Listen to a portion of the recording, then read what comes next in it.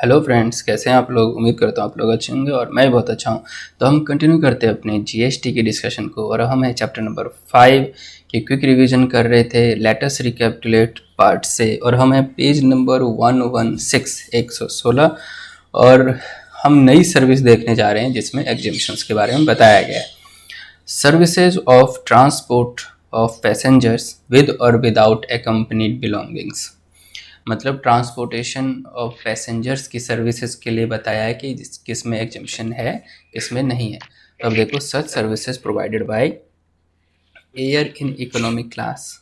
अगर economy class में अगर एयर है, या फिर embarking from and terminating in an airport, economic class की बात हो रही है यहाँ पे।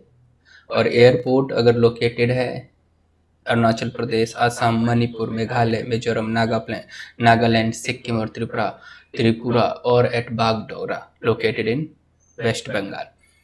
तो अगर यहाँ के एयरपोर्ट अगर कोई ऐसी सर्विस देते हैं तो, या फिर यहाँ से अगर कोई एम्बार्किंग करता है, मतलब ट्रैवल करता है, तो एग्जम्प्ट कैटेगरी में उसे माना गया है नाउ, क्योंकि वो प्रमोट करना चाहते हैं वहाँ पे ना टूरिज्म को, या फिर लोग वहाँ पे जाए एयर के ट्रैवलिंग को प्रमोशन करना चाहते हैं।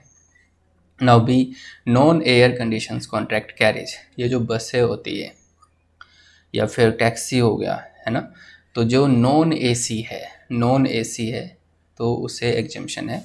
अदर देन रेडियो टैक्सी, लेकिन रेडियो टैक्सी पे एग्जम्पशन नहीं है, ठीक है ना। टूरिज्म के लिए अगर है तो एग्जम्पशन नहीं है, टूर कंडक्ट कर रहे हो तो एग्जम्पशन नहीं है।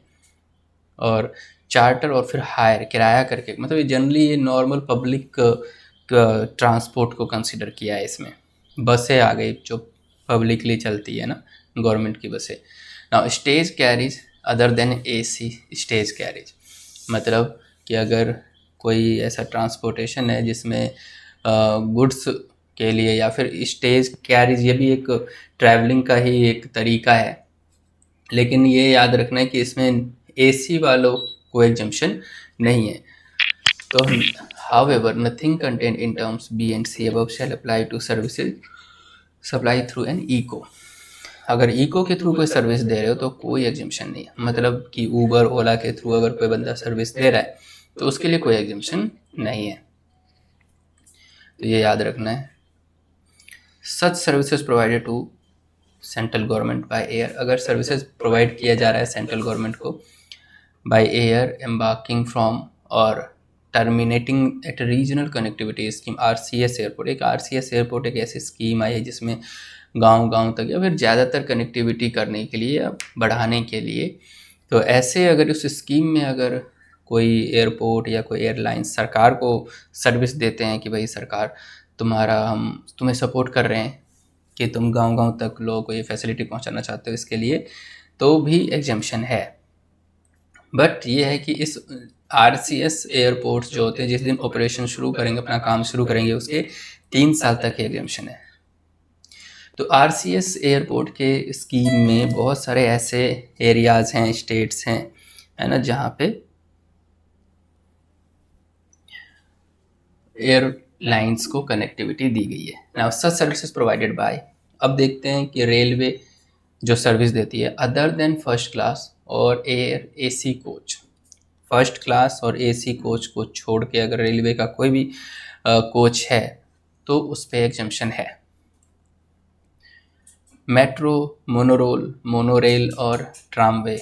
मेट्रो तो हम सब देख लेते हैं, मोनोरेल वही है जो किस पे पहाड़ों पे शायद इधर से उधर जाने के लिए जो होता है उसी को शायद मोनोरेल कहते हैं।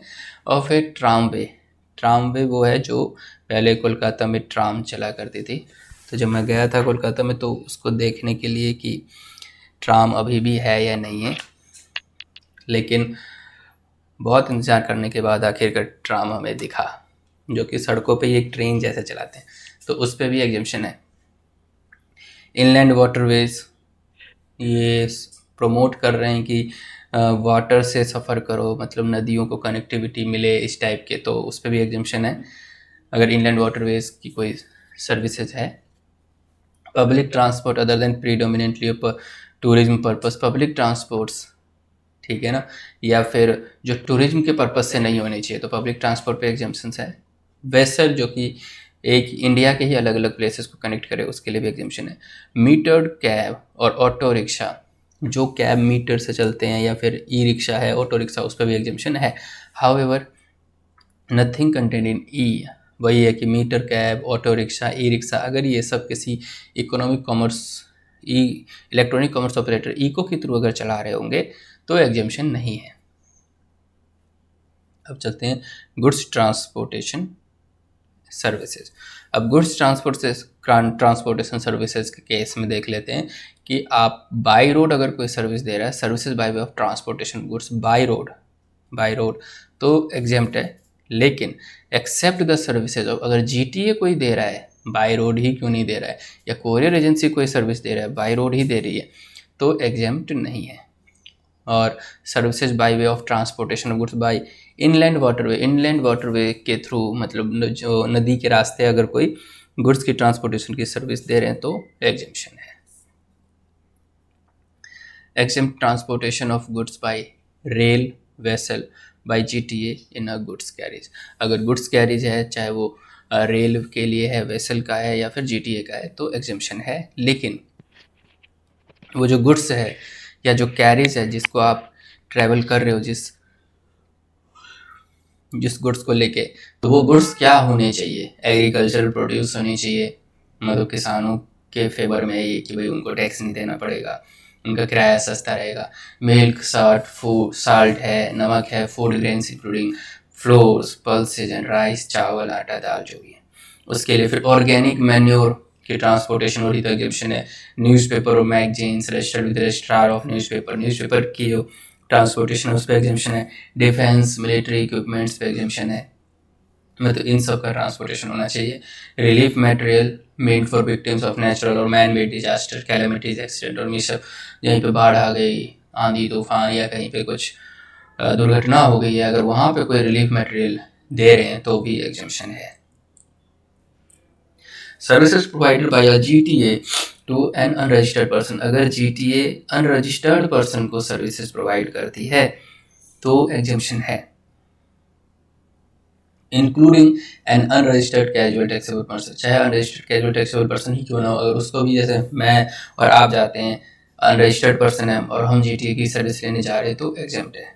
एक्सेप्ट, लेकिन अगर हमारी जगह आपकी जगह, मतलब मेरी जगह आपकी जगह, अगर कोई फैक्ट्री अगर जीटीए से सर्विस ले, सोसाइटी जीटीए से सर्विस ले, कोऑपरेटिव सोसाइटी ले, बॉडी कॉर्पोरेट ले, पार्टनरशिप फर्म ले, रजिस्टर्ड कैजुअल टैक्सेबल पर्सन ले, तो एग्जेम्पशन नहीं है।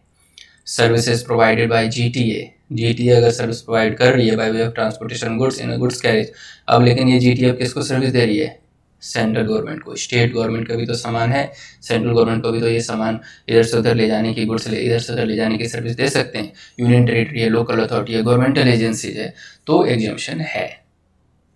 अब चलते हैं नई सर्विस की तरफ, वह है बैंकिंग एंड फाइनेंशियल। तो बैंकिंग एंड फाइनेंशियल के केस में क्या है, services by way of extending deposits, loans और एडवांस। तो डिपॉजिट, लोन और एडवांस के केस में इवन इसके ऊपर अगर इंटरेस्ट भी बैंक ले रही है तो उस पर जीएसटी नहीं है, लोन पे जीएसटी नहीं है, एडवांस पे जीएसटी नहीं। लेकिन अगर क्रेडिट कार्ड में अगर कोई इंटरेस्ट का पोर्शन इन्वॉल्व है, क्रेडिट कार्ड की अगर पेमेंट टाइम से नहीं करते हो तो वो इंटरेस्ट कवर लेते हैं, फिर उस इंटरेस्ट पे जीएसटी है। ठीक है। Services provided by a banking company to basic saving bank deposit, जो जनधन योजना आया था कि भाई सबका खाता होना चाहिए, तो ऐसे केस में बैंक ने सर्विसेज दी है ना, सबका अकाउंट खोल खोल के दिया, तो उस पर जीएसटी नहीं है। Services by an acquiring bank to any person in relation to settlement of an amount up to 2000 in single transaction through credit card, debit card, charge card और अदर पेमेंट कार्ड सर्विस, अगर कोई card के through कोई transaction हो रही है जिसमें 2000 से नीचे तक की सेटलमेंट अमाउंट है, चाहे वो debit card, credit card, charge, तो उस पर कोई जीएसटी नहीं है। और उस पर कोई अगर चार्जेस नहीं ले रहे तब तो कोई जीएसटी है ही नहीं, अगर चार्जेस ले रहे हैं तो जीएसटी है। 2000 से ज़्यादा भी अगर कोई ट्रांजेक्शन कर रहे हैं और चार्जेस नहीं ले रहे हैं तो जीएसटी नहीं है, अगर चार्जेस ले रहे हैं तो जीएसटी है।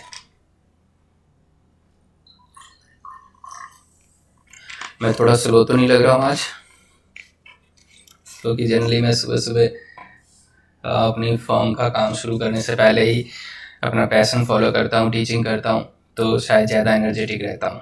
लेकिन आज पहले मैंने फर्म का काम देखा है और फिर दोपहर में रिकॉर्ड कर रहा हूँ क्लासेस, तो हो सकता है मैं स्लो चल रहा हूँ, तो उसके लिए सॉरी, बट फिर भी ट्राई करते हैं, थोड़ा एक्टिव हो जाता हूँ, बट मैं अपना बेस्ट देने की कोशिश कर रहा हूँ। चलते हैं। Services by an intermediate of financial services located in multiple SEZ और international financial service centre, IFSC ये शायद गुजरात में लोकेटेड है, जो कि आउटसाइड इंडिया के कस्टमर्स के लिए या इंटरनेशनल फाइनेंस सेंटर सर्विसेज देने के लिए है। और SEZ में अगर कोई फाइनेंशियल सर्विसेज देने वाले लोकेटेड हैं तो उनकी सर्विसेज पे भी GST नहीं है। Now services of life insurance business. अब लाइफ इंश्योरेंस बिजनेस में बहुत सारे ऐसे इंश्योरेंस है जिसपे एग्जिम्पशन है, जिसपे GST नहीं है, जैसे कि नेशनल पेंशन सिस्टम, जो कि pension fund regulatory and development authority of India के द्वारा है, NPS, तो उस पर भी एग्जिम्पशन है अगर वो कोई सर्विसेज दे रहे हैं तो।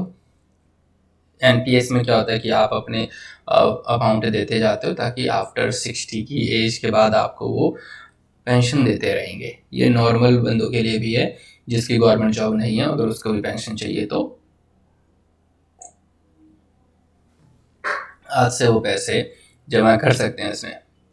Now such services by the army, naval and air force group insurance board.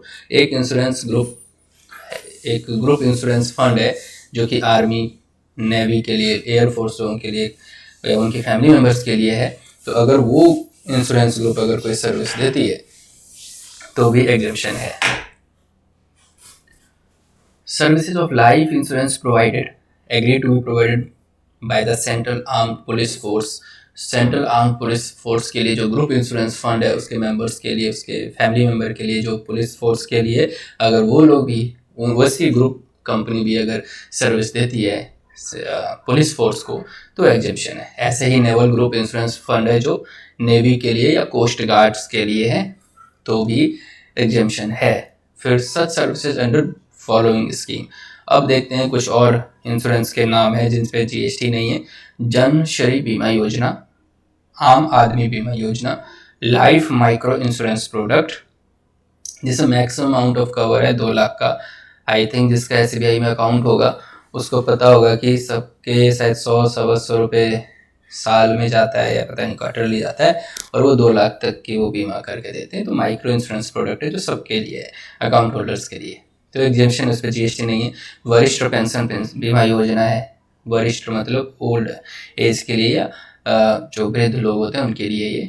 प्रधानमंत्री जीवन ज्योति बीमा योजना, प्रधानमंत्री जन धन योजना, प्रधानमंत्री वय वंदन योजना, ये सब वो इंश्योरेंस स्कीम है जिसपे कोई GST नहीं है। चले आगे। Now general insurance business. अब जनरल इंश्योरेंस बिजनेस में अदर देन ये हेल्थ इंश्योरेंस या अदर देन इंडिविजुअल इंश्योरेंस आ जाते हैं, जैसे बिजनेस इंश्योरेंस हो गया, है ना। तो अब देख लेते हैं जैसे हट इंश्योरेंस स्कीम है। हट मतलब एक तरीके से झोपड़ी कह सकते हैं, तो उनके लिए है कुछ। या फिर किसी कैटल इंश्योरेंस और स्वर्ण जयंती ग्राम स्वराज योजना, मतलब कि कोई बछड़े, गाय के बछड़े की अगर कोई कर रहा है, बिजनेस कर रहा है, जैसे कि गाय लोग पालते हैं, पशुपालन बोलते हैं, दूध के लिए, मिल्क के लिए, तो जिसमें स्वरोजगार है। अब हम लोग या फिर जो लोग डिग्री होल्डर हैं या फिर जो ज़्यादा पढ़े लिखे जाते हैं तो वो लोग तो नौकरी के बारे में सोचते हैं, फिर या फिर बिजनेस करने के बारे में सोचते हैं, क्योंकि उनके पास ऑप्शंस है। लेकिन जो लोग ज़्यादा पढ़ाई लिखाई नहीं कर पाते या ज़्यादा फैसिलिटीज नहीं है, तो वो तो बचपन से ही उनके पास अपना स्वरोजगार होता है, वो स्किल डेवलप करते हैं, या फिर वो कभी नौकरी के बारे में सोचते ही नहीं है।